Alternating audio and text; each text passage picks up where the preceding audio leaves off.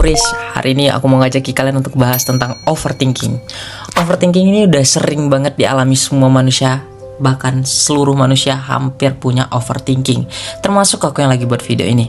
Jadi kalau ditanya siapa yang punya overthinking, jawabannya aku. Pernah gak sih kita tuh dalam posisi diam pun isi kepala kita tuh mutar terus.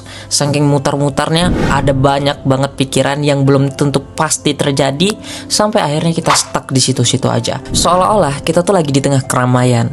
Contoh, ketika aku punya tanggung jawab dikasih sama pimpinan aku, ketika aku punya amanah, ketika aku punya pekerjaan dan hal baru, aku udah pikir kemana-mana.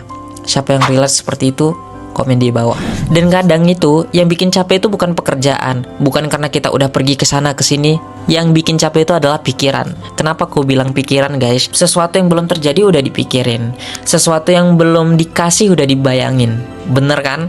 Dan akhirnya kita stuck di situ aja. Kita nggak bergerak, kita nggak ada perkembangan, kita nggak ada pertumbuhan. Yang ada cuman energi kita kekuras karena overthinking tadi. Overthinking itu bukan tanda kamu lemah, tapi pikiran kita itu tandanya berjalan. Cuman karena kalau kita nggak bisa ngendaliinnya, makanya kita di situ-situ aja dan posisinya nggak ada bergerak, bahkan nggak ada pertumbuhan yang sesuai dengan ekspektasi yang ada di dalam pikiran kita. Jadi kalau misalnya teman-teman masih overthinking seperti aku, hal yang sering aku lakukan adalah tetap menjalaninya, dan sesuatu yang kita pikirkan itu tidak seperti yang terjadi, bahkan bisa jadi jauh lebih baik daripada yang dibayangkan.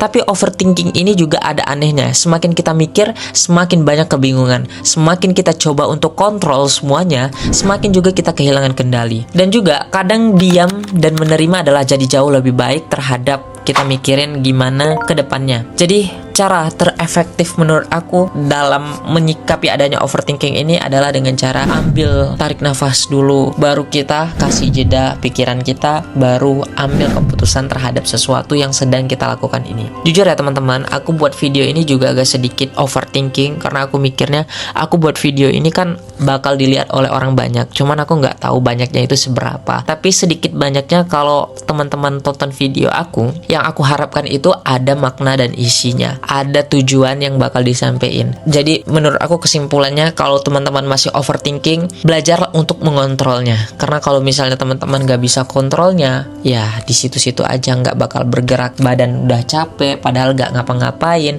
Kita udah berusaha untuk pejamin mata dulu, tapi pikiran tetap terus berjalan, dan akhirnya kita nggak menerima perubahan di dalam hidup kita karena adanya overthinking ini. Jadi tetaplah berjalan walaupun kedepannya kita nggak tahu. Terkadang sesuatu yang terjadi itu tidak seburuk yang di pikiran kita. So, menurut kalian overthinking itu seperti apa? Coba kita diskusi bareng di kolom komen.